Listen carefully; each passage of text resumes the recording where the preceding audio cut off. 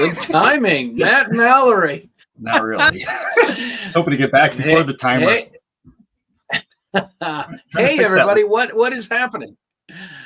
What is happening? It is Charlie from Writing Shotgun with Charlie, Matt Mallory from Meet the Pressers, and we're waiting for Michael Cargill. I sent him a message hours ago, sent him a message a few minutes ago. He's a busy man. He is a very busy man. So what has been going on with you, sir? Oh man, geez, it's been I got my ATF inspection coming up this week, so that's dreadful. Hopefully I'll be able to fare the weather and get through that without any ado. And so, uno momento, I've got some questions about this because me too. I'm sure the ATF has some questions as well. I have a CNR, and I have a CNR just so I can get a nice, just so I can get a machine gun license. Not that I can afford a machine gun, but that's what it is. What happens when they come in and go through all of your stuff? Well, that's the question to be answered. I'm actually in the process of talking to an attorney about that, just to make sure that I know my rights. I mean, the person that's coming in to do it is a student of mine, so I'm thinking she'll be fair and nice about things. But she'll be fair and balanced. Yeah, that's what I hope. But it comes down to the law and making sure that I'm compliant. So I'm going through everything, making sure everything's crossed, T's are dotted, I's are crossed, all that kind of stuff.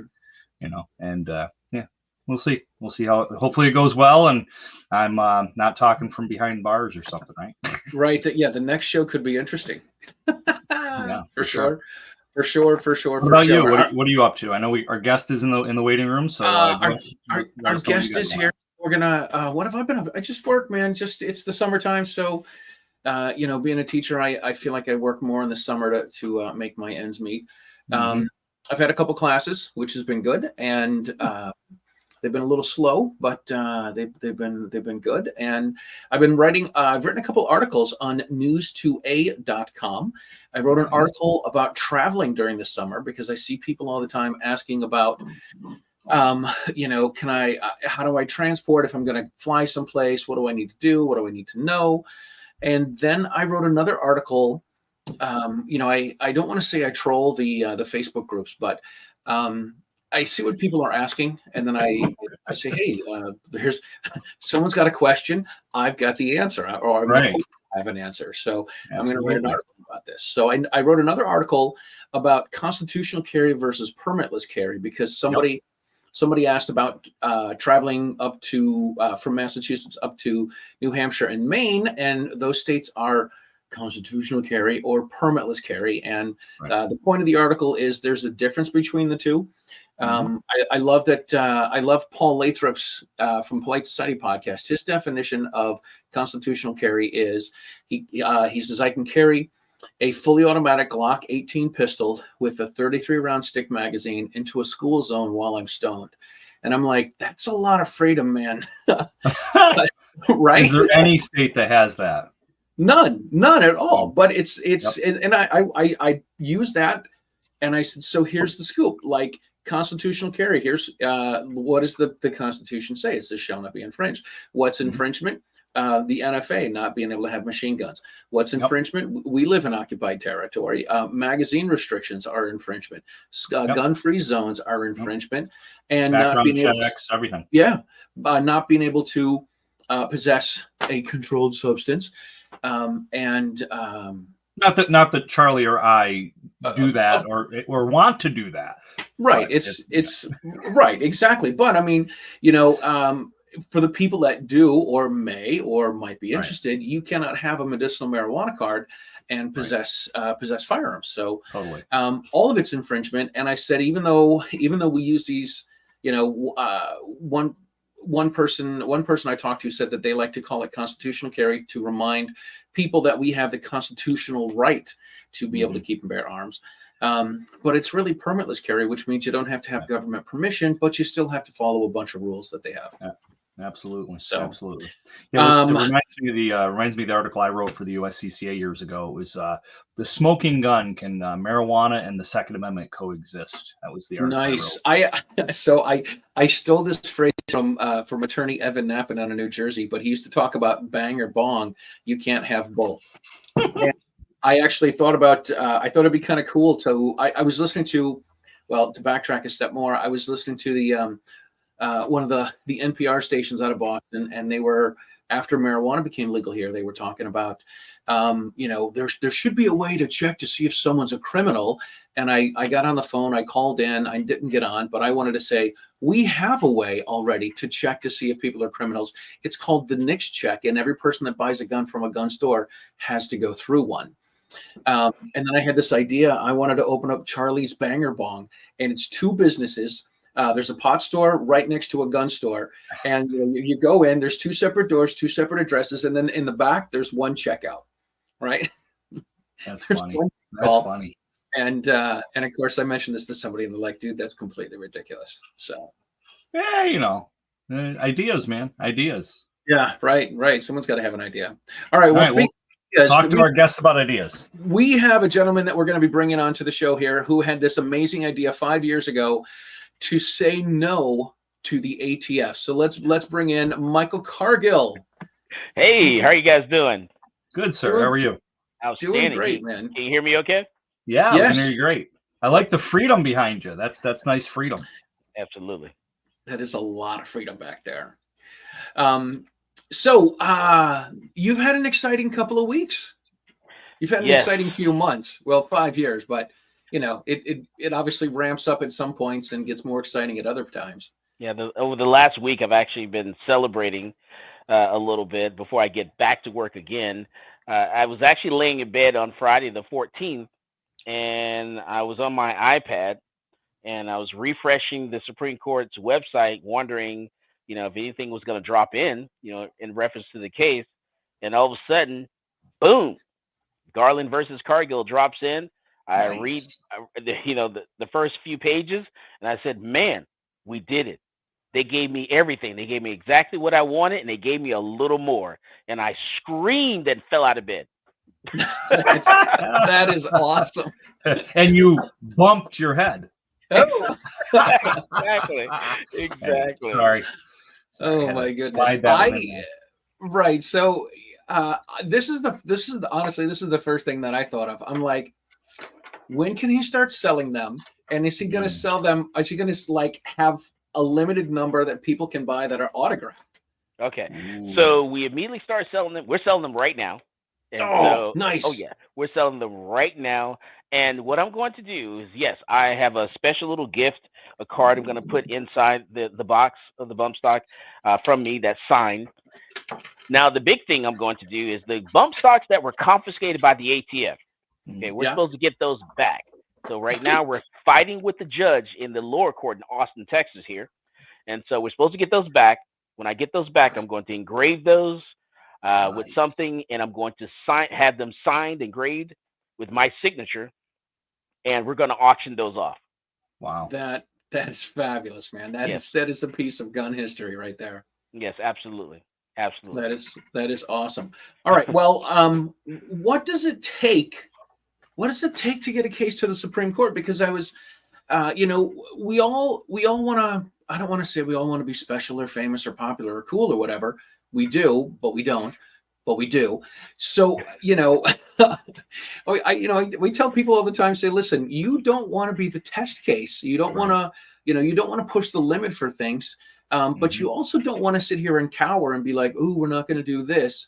And even though this isn't a gun case, or we can certainly get into this. Even though it's not a gun case, your name's going to be tied to this for forever, and it's going to be cited just like the Heller case, just like the Bruin case, just like McDonald, just like all these other things. This is a pretty heavy, like, holy crap, Right. It was a miracle. It really is a miracle to be in the right place at the right time.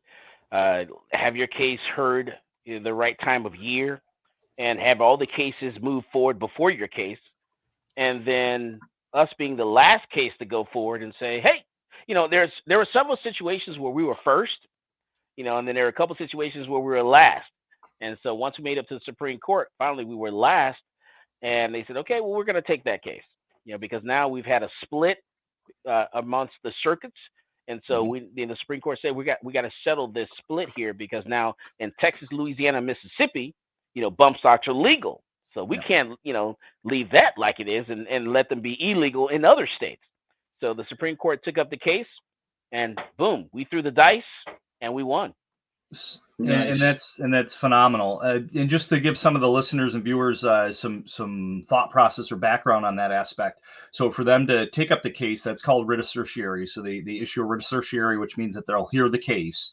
And you alluded to the different districts, Supreme Court districts having a different view, and that's usually what brings it to the Supreme Court. A lot of people don't understand that some of these lower courts won't even appeal a case because they think they might lose at the Supreme Court, or they think it might be the law of the land, and they just drop the case, or they try to push a plea deal. So there's a lot of politics and behind the scenes stuff that goes on that I've seen in my law enforcement job and working with DAs and such, that they will do at the lower level to try to keep it from going up the chain.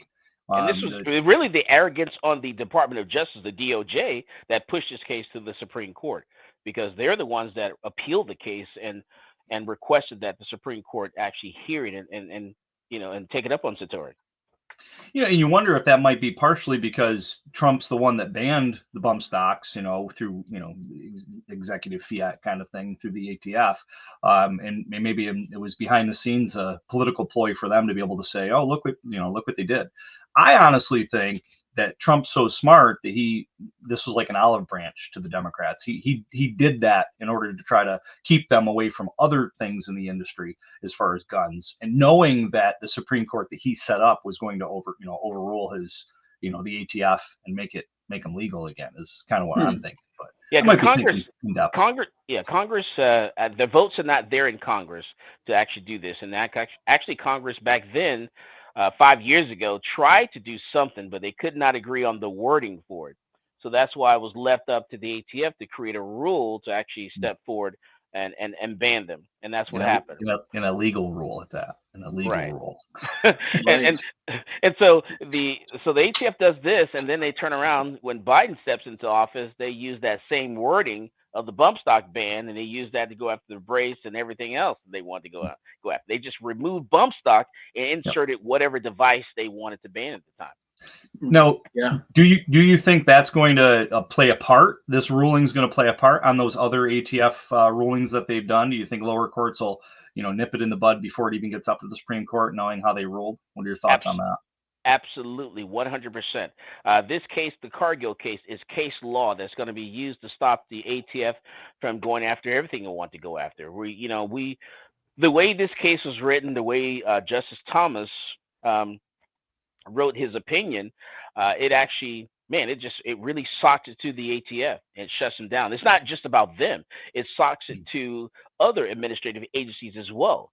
You're talking about the EPA, you're talking about OSHA. This case actually protects my Texas farmers and my Texas ranchers, and stops the government agency from going after them. So this case is much bigger than firearms, much bigger than guns. And so a lot of people are celebrating, who are just not in the gun community, but in other industries, they're celebrating because this case, we actually shut an administrative agency down and said, hey, you're not, it's like the Schoolhouse Rock song. How does a bill become law? Well, so when the Congress, writes a bill, they vote on it, and a committee gets voted out of committee, goes to both houses, the House and the Senate. They vote on it, goes to the president signs it, and that's how it becomes law. Not because an agency, someone who's appointed in a position creates it or creates a rule.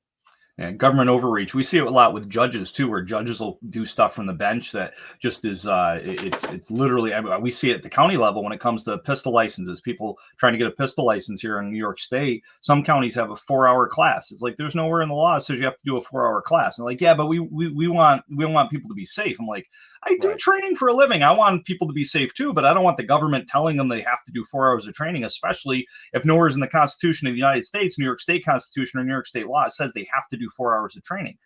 That's judges creating law from the bench. It's illegal. Right. And you know, I'm not going to fight the ATF, you know, from walking into my door and taking something and confiscating something from me. I'm not going to fight them that Right. moment in time. I'm going to let my attorney argue and fight that case in court, and that's how it should happen. Just like being And pulled over on the side win. of the road. Right. So smart. Yep. So Yeah, smart. totally, totally. How do you find the right attorney? I mean, obviously, it's, you know, all the planets have to line up. They got to have the right attorney. They got to have the right case. They've got to have the judges that strike it down and then, you know, pass it on and work its way up to the Supreme Court. How do you find the right attorney for this? Yeah, everything was luck. It was luck from the beginning, and luck all the way down to the end in getting the ruling as well. It was luck the fact that I was looking for an attorney. I was looking for a law firm, and so no one would take up the case. I couldn't join any other organizations and join their cases. I wanted to, you know, become a co-plaintiff in other cases. The opportunity was not there, so I received a phone call, you know, from NCLA, which is a nonprofit organization. They were looking for a client. I was looking for an attorney. It was a match made in heaven, and so we got married and kissed. and had a bump and had a small little bump. What was the group you said? The NCLA? What is that? That's group? right. New Civil Liberties Alliance, NCLA. Nice. Very cool. Nice. Very cool. Now, good for them. Now with that, I've heard, and I haven't been privy to it, or part of it, I should say, the cost for like just the paperwork to go up to the Supreme Court is crazy because there's so many guidelines, and it's got to be this type font and this so many spaces between each sentence or each, you know, it's crazy. So all that being said, was this totally them sponsoring you in that sense, or was there money out of your own pocket? Do you recoup any of that because you won at the Supreme Court? How does that all play out? Do they recoup any money that they put into it, etc.? So no one's going to recoup any money at all. This is all money that, you know, had to be reached out to donations, you know, asking people for money, because you're talking about $1 million case, $1 million to go to the Supreme Court. Yeah. Okay? And is that typical for all cases? That, like, at the lower level, we usually say if you get into a self-defense incident, you're looking at least 20 grand. Well, 5 to 10 for a retainer for an okay attorney, you know, 10 to 20 for a good attorney, and then if it actually goes to trial, you're looking at hundreds of thousands, and if it's a national case, you're looking at millions, like George Zimmerman, Trayvon Martin, and, you know, and Kyle Rittenhouse and such. Yeah, so you're talking about $1 million case where you're trying to raise funds. You know, I traveled to the SHOT Show to reach out to different gun organizations to beg and for money, basically. You know, hey, we need some help, need some support here. And that's the reason I traveled around different states and different groups, you know, just basically just asking for that and a little support. And so luckily we got down to the end. You know, we everyone chipped in when it came to writing the the briefs. So luckily, but so far no major organizations have donated, you know, a lot of money to our group, or any money to our group at all. But hopefully, you know, that will change. But now, because you got to win, right? So, like you kind of, and that's why I'm selling the bump stocks. You know, I need, you know, we're raising. Yeah, recoup it. Yeah, for sure. Exactly. Absolutely. And people are complaining that they're so expensive. You know, I say, well, don't complain about the cost. It costs, you know, to purchase them, and so we have to, you know, sell on top of that. And I didn't complain. You know, we had to write those checks, you know, to make it up to the Supreme Court. So don't complain about buying that bump stock. Right. Sure. Right. Well, absolutely. And that's it. And that makes sense to support you. Like if a business wants to sell merch, you know, their followers and their customers support that company and buys their merch, and that helps the company. So it's the same, you know, same concept. Same sort of thing. Yeah, for sure. Same for sort of thing. Absolutely. So Matt and I live in occupied territory. I'm in Massachusetts. Oh, no. He's in New York. Yeah. There's only one guy here that's free, and it's you. Oh, that's so sad. So I still think they're illegal in Massachusetts. I'm assuming they're probably illegal to possess in New York. What is, if somebody from occupied territory wanted to purchase one, they're gonna have to make a long drive down to Austin, right? Yeah, step over to Pennsylvania or step over to West Virginia, and then we can pass one to you there. And even Florida. You know, I was actually shocked and surprised to find out Florida, they're actually banned in that state. Wow. And so, yeah, there's a lot of work to be done. You know, people need to, you know, definitely wake up and smell the tea leaves and, you know, get your rights back. Like I tell people, it's not called a Bill of Needs. It's actually called a Bill of Rights. Right. That's awesome. Exactly. That's an awesome statement. Yeah. So in New York, could you sell them to FFLs? No. So Really? can't sell them, no, to anyone in the state of New York. Can't go to New York. Can't go to Florida. Can't go to Wow. Massachusetts. There's several states that you cannot sell them in, unfortunately. Right. Time to move. Unless I'm willing to, to Yeah. face a lawsuit or a fight. Yeah, you don't want to be sued by our attorney general. Loves suing companies. Absolutely. Right. No. Yeah. Wow. Yeah. That's pretty wild. Pretty wild. So you can go ahead.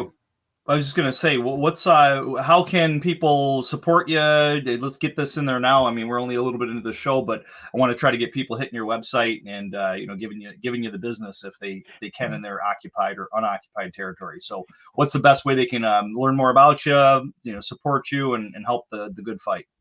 All right, you can go to my personal website. That's michaelcargill.com. The best way you want to support, where you can get something back, is go to the Central Texas Gunworks website. Go to our shop page, our gun page, and purchase one of the bump stocks that we're selling there. In the box, I'm going to include a little card with Nice. a couple of quotes and my signature on it. And a little commemoration card there. Of the case. And then, like I said before, what we're also going to do is when I get those bump stocks back from the ATF, from the federal government out of jail, I'm going to engrave them with something, and I'm going to sign them, have that engraved on them, and I'm going to auction those off, put them back to the people. That's great, man. You should do a Trump version. Ooh, that's a great idea. Yeah. Right. Do some like he's done a Bible. He's done the shoes. Make a Trump. Trump version of the bump stock. It's election season too. Maybe those that were confiscated. That may be an idea. You just giving me something. I got to think about. I can say it now. Make America bump again, right? That's we just made America great again. Yes. I like it. How you make America great again? Look at that. See, this is why you got to come on our show again. We just made America great again. Right. Yes, exactly. Yeah, and then put the date on it. That's totally cool. That'll definitely give you a big bump. For sure. Dad jokes, man. Dad jokes. Oh, here we go. Right. All right, we're on the comments, Charlie. So we got a lot of side comments. Of course, we have a lot of friends on here. Mm-hmm. We have some new people. Warsaw Patriot. He's been around for forever. C&T, obviously, he's checking in. DJ Play Nice is always around. Which is fabulous. The poor man's machine gun. He's like, repeal this, repeal that, or get rid of everything. Yeah, they should. Frank, get rid of the alphabet soup agencies. But totally. Frank Johnson from the Range Report is chiming in, which is really cool. Nice. Let's see. What are some of the comments here? I don't know where you left off, and I don't have my glasses on, so I can't read them barely. Anyway. Great. All right, so let's hear. So it looks like there's a couple guys that are kind of talking amongst themselves, which is cool. It says it's fitting since this administration banned them to begin with. Well, yeah, that'd be cool. The Trump administration. Yeah. So that's cool. Guns and Barbecues just got into. He says too many weak-minded people in the anti-gun left groups. That is definitely for sure. And Warsaw Patriot also says there's a big difference between full auto and bump fire. This I read about 15 or 17 so pages of the court decision. It did get a little, I don't want to say tedious. It got a little repetitive. At the beginning, because they're laying out the definitions and everything, but the definition is what it is. Like, they want to go back and change the definition, and I don't want to sound like a lunatic and old man Charlie over here, but with people wanting to change the definition for other things that aren't gun related, you need to define what a woman is, or we don't know what a woman is, but it's the same sort of thing. Like, you can't take this hardware that makes you able to fire the gun faster and say it's a machine gun. It's all about the language. I mean, we learned this in the Obama administration when words have meanings and words mean things. Yeah, so this is one of the big things. So can you talk about this? The difference between the definitions that they use for a machine gun and for a bump stock? Yeah, so it's about the action of the trigger. You're talking about one action of the trigger, and not necessarily. It's a little more than just a pull, but it's an action of the trigger. One round goes out. That is a semi-automatic. One action of the trigger, more than one round goes out, and that's a machine gun. It doesn't get into the rate of fire. The definition doesn't mention rate of fire. So when Supreme Court Justice Ketanji Brown Jackson was talking about 800 rounds a second, which was insane, by the way. 800 rounds a second. Nothing's 800 rounds a second. You guys and your impersonations are great. I'm sorry. It just doesn't mention the rate of fire. So it doesn't matter how fast it fires, anything like that. It's all about the action of the trigger. And if they want to change any of that stuff, they're going to have to go back to Congress and get Congress to change that. And then we'll deal with the Congress then when they do that. Right. And I think I heard another one of the justices talking something about, what they meant for it to the term was meant to stop devices like this. I'm like, well, but that's not your ruling from the bench. You're creating a law from the bench if that's the case. Like you just said, you got to go back to Congress. But and another thought, what are your thoughts as far as this helping to dismantle the NFA, National Firearms Act? I think it's a step in that right direction. We're talking about, hey, getting rid of the NFA. We're talking about suppressors. There are countries out there where if OSHA was around when suppressors came out, I think from the get-go, suppressors would not have been on the NFA list in the beginning anyway. And so it's not a firearm, it's a part. There's no reason for that to be on the NFA list whatsoever. And so it's even today, now that the ATF has reduced their times where people are getting suppressors a lot faster, we're seeing the fact that suppressors are out of stock right now. It's hard to get yourself one. They're back order. A lot of them are back order. Yeah, but I'm not touching it. Please. You too, please. So yeah, we sell them all. We're selling as many as we possibly can. But yeah, we do need to do something with that NFA list. Absolutely. Will this case affect that? I'm not sure. I haven't looked at it like that, in comparison to the NFA at all. I have to take some time to take a look and do some research before I, can make an opinion about that.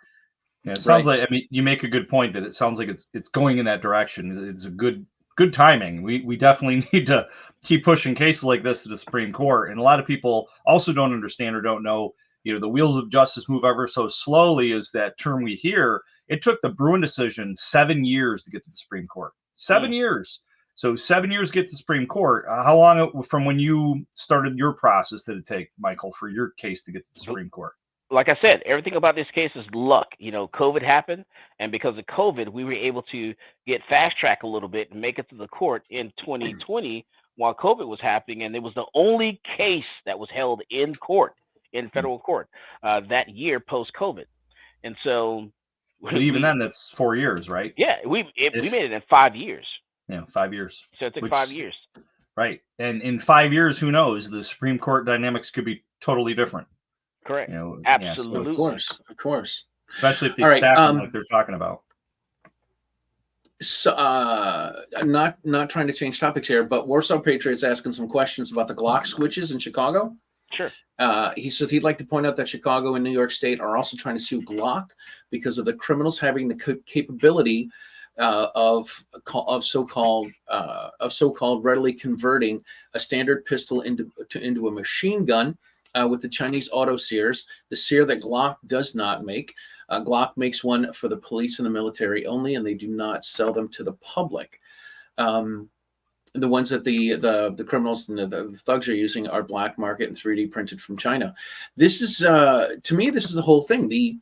I think I wrote an article on News 2A about Chicago suing Glock. And then coming out and saying, well, it's easy to convert. It's easy to do this. Like people buy these things, which are of course illegal. They're not made by Glock, even though Glock, they're calling the Glock switch. And then somebody came out and somebody who's not a gun guy, who's a politician in Chicago, he's like, "Oh, Glock can just change the way they make the guns, and so that you can't put these on there and you can't use them on there." All this stuff they're talking about is illegal from probably from the people that probably do not have FOID cards, to people installing them who are not gunsmiths, to people using them and having them and possessing them that don't have all of the stuff that you've gone through to Matt, to have an SOT, to get to get all this stuff. All of this stuff is illegal, and they want to go after the guns. They don't want to go after the people for committing the crime. Yeah, we do that. They do that for all things, except they don't focus on those things. They always focus on us in the gun community. And I'm not sure, what the problem is, but we're always targeting guns. We're always targeting the manufacturer. We're always targeting the gun stores, that FFL dealer. We're not blaming the people that are pulling the trigger. We're not blaming, focusing on the parents. When your 16-year-old gets a firearm, someone should be held responsible for that. That 16-year-old, because that's a kid, that's a minor. But for some reason, when it comes to the gun community, we always turn around. We got to blame the gun store. Got to blame the distributor. Got to blame the manufacturer for some strange reason. Yeah, I'm pretty adamant now that it's absolute power corrupts absolutely, and they don't want guns in anybody's hands because that could disrupt their power. What else is it? Because crime just keeps getting worse. It's not getting better with all these laws they're passing, and law enforcement can't keep up with it. They're quitting or resigning or retiring by the handful. So it's there's nothing else to it. Politicians can't tell me it's to protect people, because that's bull.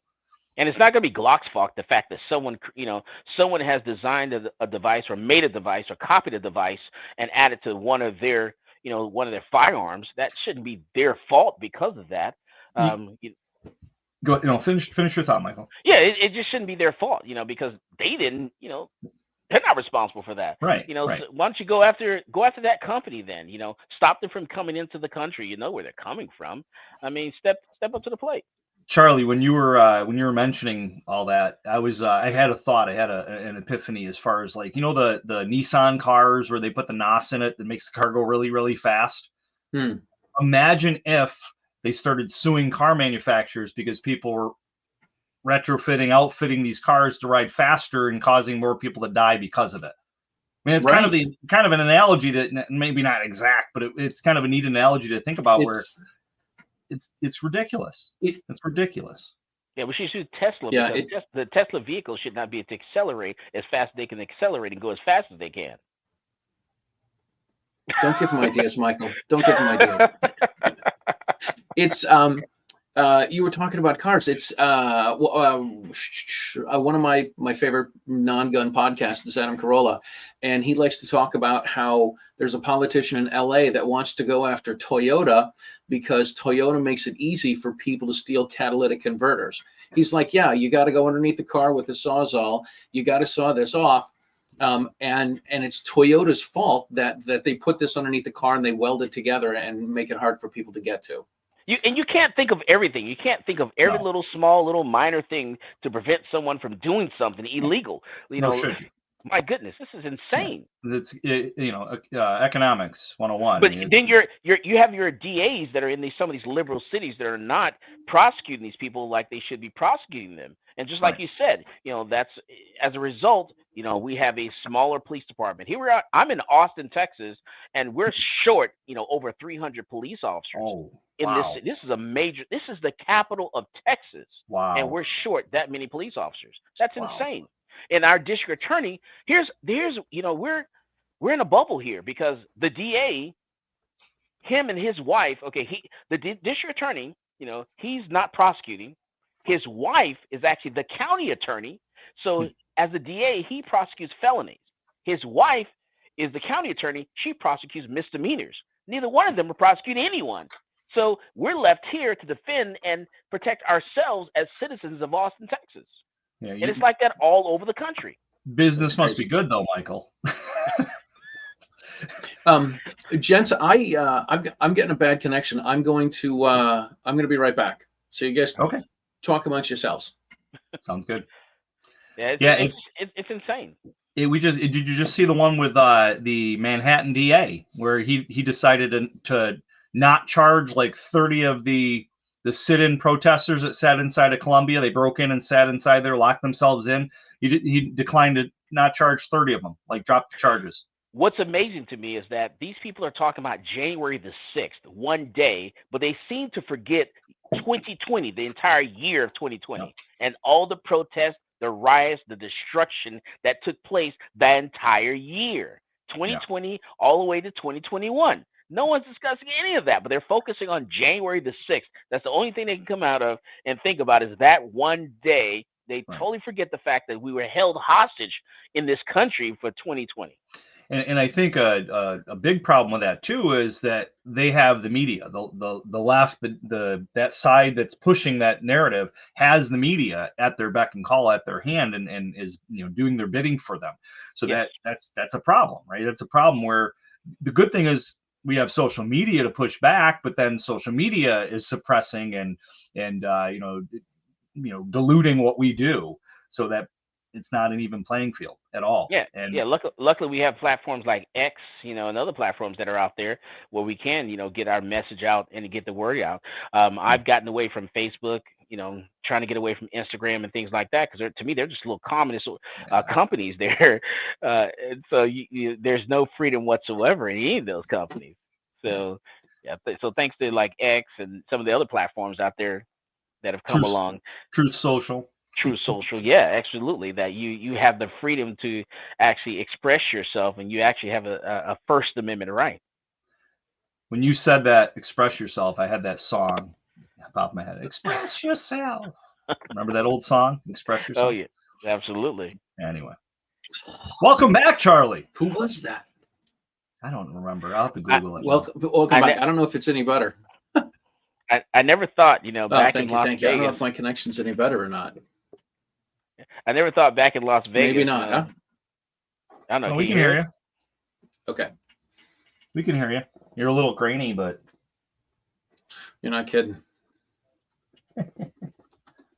Keep going, Michael. What were you saying? What I was saying is I never thought, back in Las Vegas, when we first met Charlie, that riding with Charlie, that I would be here, a couple years later, a year later or whatever, in this situation. It's very exciting. I've been partying for the last week and celebrating for the last week with my staff, my friends, and everything. That's before awesome. I finally have to get back to work. Oh, Charlie's frozen. Yeah. Oh well. All right, Bruce. I'm coming back. I'm logging out and coming back in. All right. There we go. We got Bruce Willis. Haven't heard someone call out "Respect Yourself." Isn't Bruce Willis? I just Googled it. It's Charles Wright. Charles Wright and the Watts, 103rd Street. Written by Charles Wright. Performed by Charles Wright and the Watts. 103rd Street Rhythm Band. I think that's the one. Oh, they also says Madonna. That's a different type of express yourself. Yeah. Anyway, so what other cases are you bringing to the Supreme Court here, Michael? All right, so we do have like I said, the one with the other distributors and manufacturers that are out there where we're suing the state of New York because the state of New York says if I sell a gun here in Texas, that gun winds up in the hands of someone who used it in the crime. Then they can come back and sue the gun store, the dealer, the manufacturer, and the distributor as well. So we're stopping them with that. And then also we have the one where we're protecting mom and pop gun stores. Nice. So the ATF, they're targeting mom and pop gun stores. They're saying, hey, they're actually trying to shut them down just because of small little paperwork errors. Right. So we filed a lawsuit in federal court, against the ATF and Department of Justice to stop them from doing that. So, and they're fighting us with all these cases. And they're using our tax money to do such. Yeah, they're shutting down gun stores, mom and pop gun stores at very high numbers. We're talking, gun stores that have been in operation for years and decades, passed from one family member to another. Just because someone walks into the gun store, fill out the 4473, and there's a spot in there for a county. Instead of putting the county, they put the country. They'll make that little mistake. They're using that as justification to shut that gun store down. And so that's not, putting putting a gun in the hands of someone that's a prohibited person. A person just made a simple small little paper error, and the gun store actually missed that error, then wasn't able to correct it. And so things of that nature. And that's by design. They're doing that, just like New York State, where you can't attack the gun, so they attack the ammunition, what you feed your gun with. They're just they're pulling out all the stops to try to make sure people can't get guns. Good people can't get guns. Good, moral, prudent people that are going to go through the process to do it right can't get guns. And companies like ours can't sell them guns because they want to do everything they can to shut them down. So it's a bad position we're in for sure. And I knew I was on the right track with this when last year the ATF walked into my doors unannounced, uninspected, to conduct an inspection, with 3 ATF agents. I knew right then and there, we're onto something. It looks like we actually may win this case. They walked in, conducted an inspection, stayed the entire week, of course, and then spent another 2 or 3 weeks, checking everything out before they told me how we did with the inspection. Which was just unheard of. Normally they come in, they inspect, and you find out, that last day, here's your out briefing, whatever. Here's where you messed up. Here's what you need to fix, whatever, and move on. And you're supposed to use that more like a teaching moment, unless someone clearly, of breaking the rules or violating, policy or breaking the law. Instead, they're just looking for something and digging for something to try to totally shut you down. Luckily, we passed that with flying colors. Well, and you said the whole week they were there, 3 people for the week. That's like, and you basically had to dedicate your time to that. So you had to change your whole schedule to make that happen. So literally they shut you down for the week because you couldn't continue operations for that week, could you? So so we stayed open. I actually had an attorney. I had an attorney that was here, on the entire time, while they were conducting their inspection. We had doing the closing. We had 3 attorneys that were there doing the closing when they gave us their briefing and everything. Yeah, so that's why it's not just the case. People focus on the court case, the Garland versus Cargill cases, and focus on that. But there are other things, those small little things outside of that you have to protect yourself on, because they're looking for every little thing. So because of this case and the fact that this case was going so high to the United States Supreme Court, it had such far-reaching implications. I had to protect, the brand, the Michael Cargill brand. Had to protect the Central Texas Gunworks brand, the Come and Talk at my radio show, my podcast brand. I had to protect all that stuff, and and that legal fees and doing all that is it's just through the roof. It's insane. Sure, absolutely. So some people have some questions about the ATF and the 4473. CNT says, has the government ever used its resources to develop a computer program that ensure people fill out the 4473 correctly? I think there are some. Yeah. Are there some? Yeah, there are programs out there. There are programs that we use, and I'm pretty sure Matt probably has something that he uses. You have to. I got away from paper and having people fill that out after a couple of inspections. I said, okay, this is insane. Customers will spell their name wrong. You'd be surprised at things that people make mistakes on when it comes to their own personal information. People, there are people that can't spell the city they were born in. So you'd be surprised those small little things that people make mistakes on. And luckily, with the different systems that they have out there, that eliminated like 90-something% of the mistakes that my customers were making, and my employees, because my employees were missing things and making mistakes because they're busy having conversations with customers, and and they're losing focus and answering the phone, tending to other business. Yeah, exactly. It's I think one of the things that freaks me out is the government's not supposed to have a registration that is searchable, right? I think because Amanda Suffolk talks about this, that the forms are not supposed to be searchable, but if you start to do it online, then, and particularly the last time I remember filling out a 4473, I went to a little computer. I just typed in all my information. It was like a PDF where the little blue window pops up. You type in your information, and once that happens, once everyone's doing that, then they can they can keep track of things that way, I imagine, right? Yeah.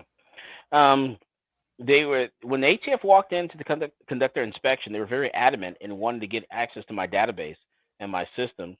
And I just pretty much, I always learned from all my attorneys, and I teach this in class also, is you don't want to ever lie to law enforcement, Right. So you just don't answer. So say, hey, can I get so and so? Can I get a memory stick? Can you download your database to this memory stick? You just don't answer. You just pretend like you didn't hear the conversation, and that's what I did. That's awesome. So I don't think married men have been doing that for decades. Yeah, I'm very good at playing dumb. I play dumb all the time. Yeah, same.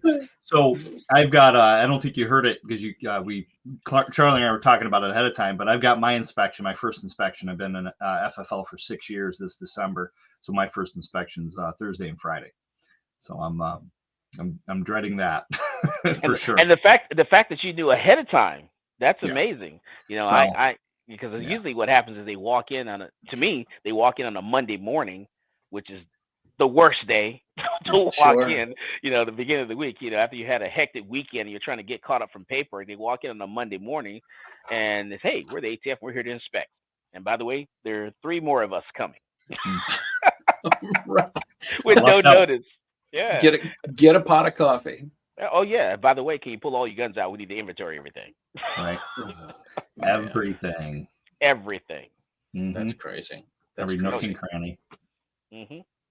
Absolutely. All right, let's. You alluded to this earlier. You not only do you have the Supreme Court case that was going on for the last 5 years. You've got the Central Texas Gun Works, which is a gun store that you own and you train and you instruct out of. But you also have a radio show called Come and Talk It. Yes. Tell us about that. Yeah, so we have a radio show podcast called Come and Talk It. We were a live radio show. We just had a 10-year anniversary. Nice. Well, I was on air for 10 years on the radio, talking about gun laws and different situations and things of that nature. And then I finally went away from the radio station about a year ago, and I said, I'll just do the podcast. I was tired of every single Sunday conducting the radio show. And so I went and moved everything to YouTube. So a year ago, this time last year, we probably had only 10 subscribers on YouTube. And now today we have 160, plus 160,000 subscribers. Nice. Damn, that's awesome. Yeah. That's awesome. So we've grown in a year. We've managed to move those people over to YouTube. So it's growing. And to think that it only cost you over $1 million to get that many subscribers. I was going to say, Matt, we need to talk to him after the show and figure out what he's doing to get all those numbers. I know, right? Insane. So. All right. Nice. So someone, Guns and Barbecue here says that GOA did a FOIA request about this. The ATF said they do have a database, but it's okay because it's not searchable. The ATF says they have the search feature disabled. Having the search feature disabled means they have a search feature, which means they can turn it back on. And I'm sure it's not that difficult just to hit the little button and make it searchable. Right. They're not supposed to collect the data. That's it. They're not searchable. They're not supposed to collect the data. Right. I think if I remember right, that's what the law says. They're not supposed to collect the data. It means they collect the data. Government. That's funny. Yeah. Unbelievable. So 10 years of having your show. That is fabulous. And you just got on YouTube. That's incredible. And it was you said it was a regular radio show too, right? Yes. Like it wasn't like us guys that record stuff at home and put it out on podcast. Yeah, it was a regular radio show. As a matter of fact, we would actually go on after the F1 race, wherever it was in the world. So we would go on after them. So it was a popular show here in Austin, Texas, all gun stuff and stuff like that. And then ventured out. People from other states would actually pick it up. So it's pretty good. Awesome. I like YouTube better. We're able to reach more people. I reach a lot of people in the UK on YouTube. My listener base mostly is Texas. No matter where I walk in Austin, Texas, I walk into any restaurant, any business, and people know exactly who I am when I walk in. You eat for free? Never. I tip a lot. Right. Nice. He's got to be because people know you. You have to be a good tipper. I have to be a very good tipper. Otherwise, that's going to get out too. Exactly. For So sure. everyone knows who I am, and I have to make sure I'm nice to everybody and tip a lot.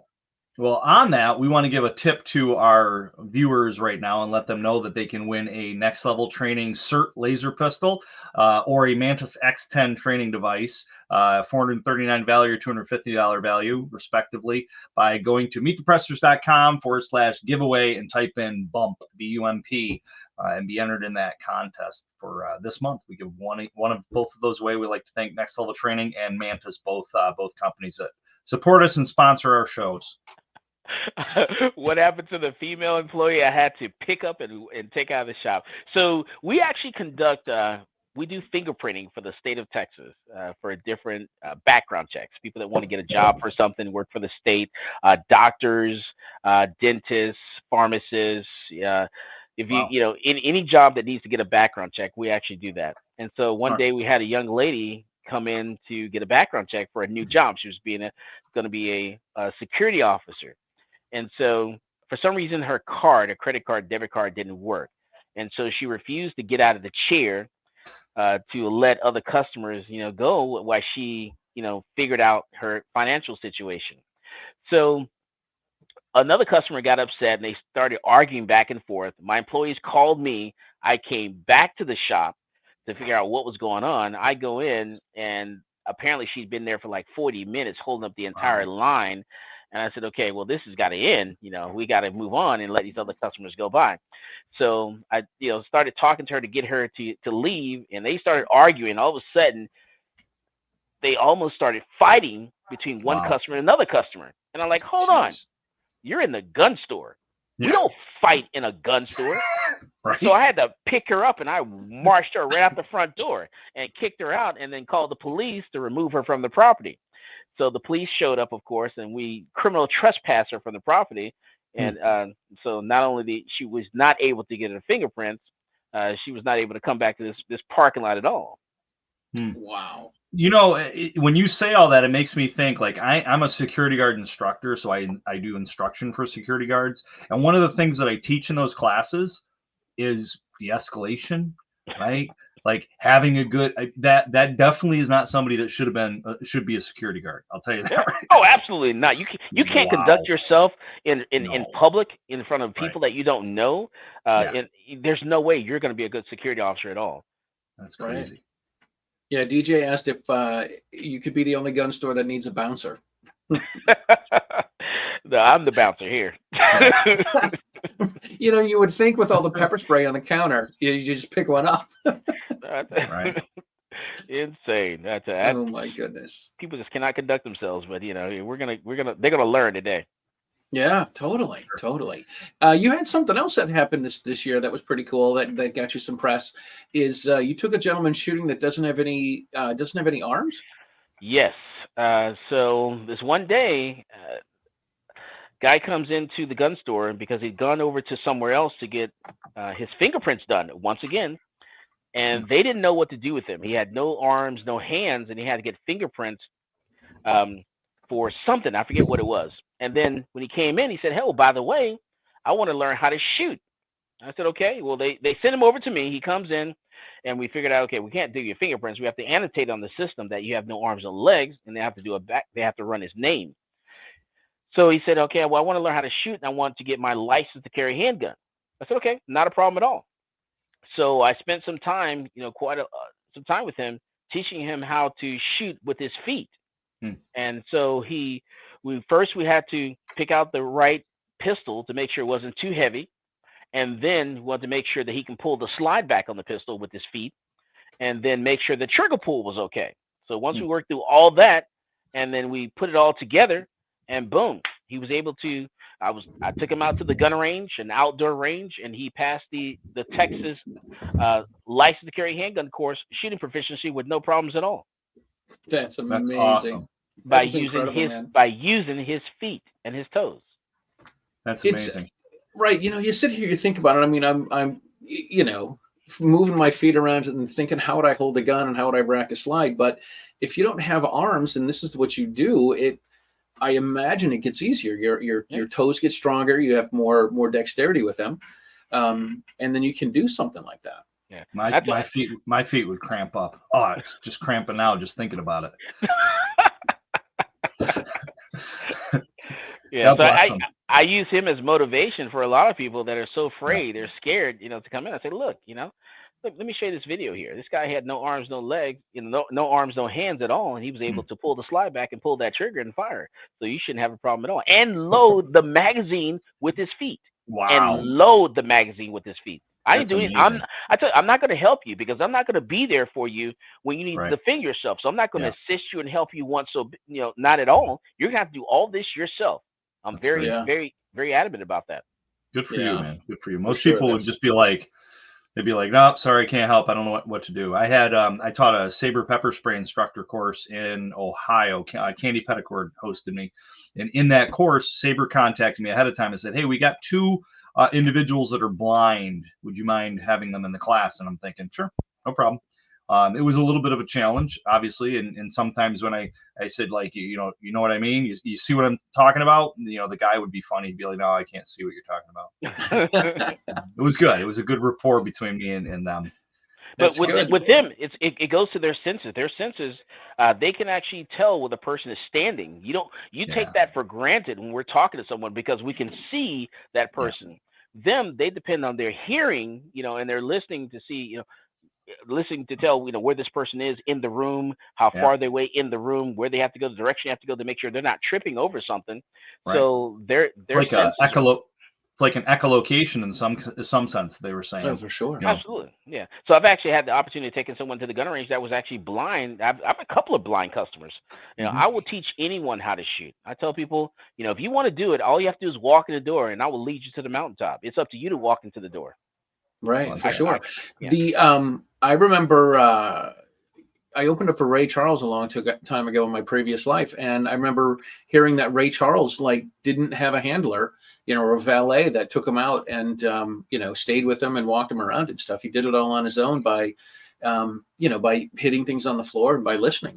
Little sonar activity there. Yeah. So, and I saw him in an interview one time.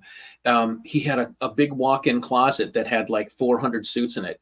And the interviewer asked him, they're like, "Well, how do you know which suit's which?" And he's like, "Ma'am, I have over 3,000 songs memorized. I think I can figure out 400 suits." That's awesome. That's awesome. Totally. Well, this has been a blast. This has been great. Thank you so much, Michael. I was trying to button it up here. Matt is going to pull some numbers out, and we're going to have you pick a couple of numbers. Matt's going to work on that while I sit here and vamp. I remember. I'll tell you a little story. I remember. BB King was a good friend of mine, and I used to cool. Every time they came to town, his band would come to town. I actually would go to every single one of their concerts when they came to Austin, Texas. And so I remember sitting with the band one time talking with them. I said, "Man, how in the world how do you pick the song list? How do you know what's the next tune that you guys going to play?" They said, the way we do it is BB King starts playing and we jump right in. He never told the band what song they were going to play at all. Oh, wow. So it was up to them to listen, to pay attention, and be right there as soon as he started. That's awesome. That's great, man. I was like, man, I need to have employees like that. Right? So Range Report here says his mother kidnapped Ray Charles in 1993. That's got to be a good story. Oh my goodness.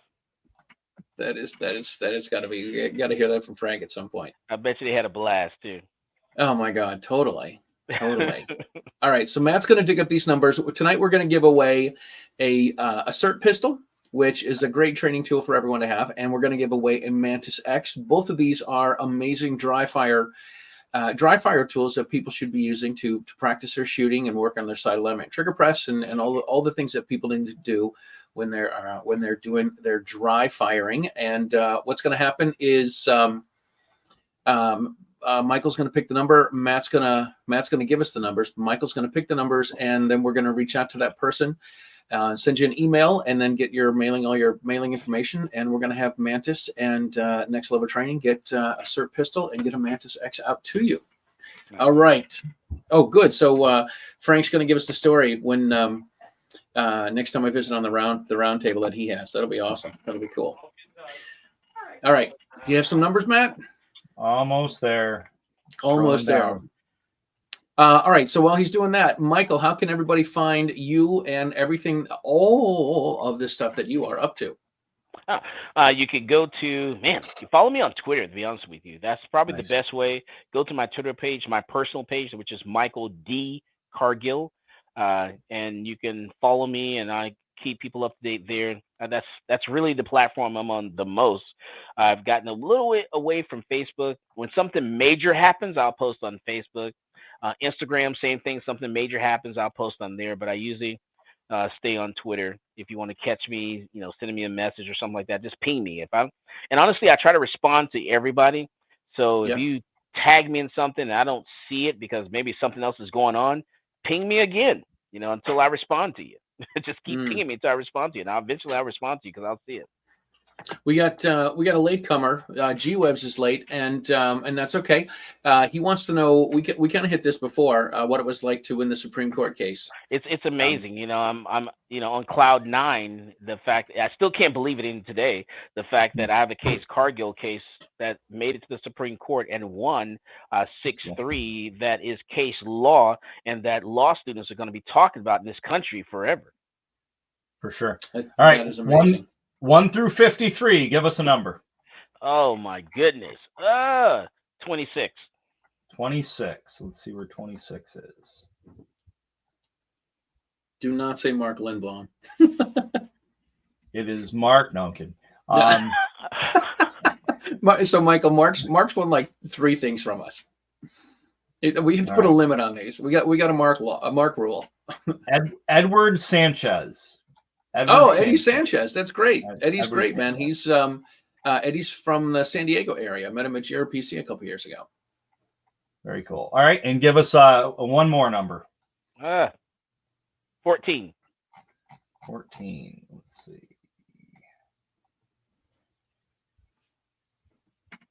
That is Joel Resing. Joel Resing. All right. Well, Michael and Eddie, Matt is going to reach out to you guys, or Joel, excuse me, Joel and Eddie. Matt's going to reach out to you guys via email, and he's going to reach out, get your mailing address. One last comment here from Frank at the Range Report. He says, Michael, you have corrected an historic injustice, and we in the Second In community are in your debt. So if you make it to the GOA in August, drinks are on Frank. Wow. Anytime you see me out and about, I do usually a Long Island iced tea. All right, very cool. We will do that. All right, well, we need to wrap it up because it's just a couple minutes after 9. Michael, congratulations. Thank you so much for being on with us and telling us what it's like to go through all of this and how expensive it is. If you don't have a bump stock and you live in free America, Michael is going to be selling them. So I'm trying to figure out who do I know in free America that I could ship one to that I'm going to be, I could get one from. But thank you so much for being on. It's CentralTexasGunworks.com. Come and take it as your radio show and your podcast and YouTube channel. Well, yeah, and it was Michael D. Cargill on X. On X is Michael D. Cargill on X. That is correct. Michael T. Cargill on X is where you can find him too. We thank you all for tuning in and making the comments and asking questions. DJ's favorite BB King songs are Caledonia. Why make that hard thing so big? No, that's what? That was Blazing Saddles, right? Yeah. Caledonia, The Thrill Is Gone, and the 3 O'Clock Blues. So awesome. Yeah, thank you guys for tuning in. It's great. If you came in late, please go back and check it on the rewind, and we will talk to you guys again soon. Congratulations to our winners. Thank you very much. Stay safe, everybody.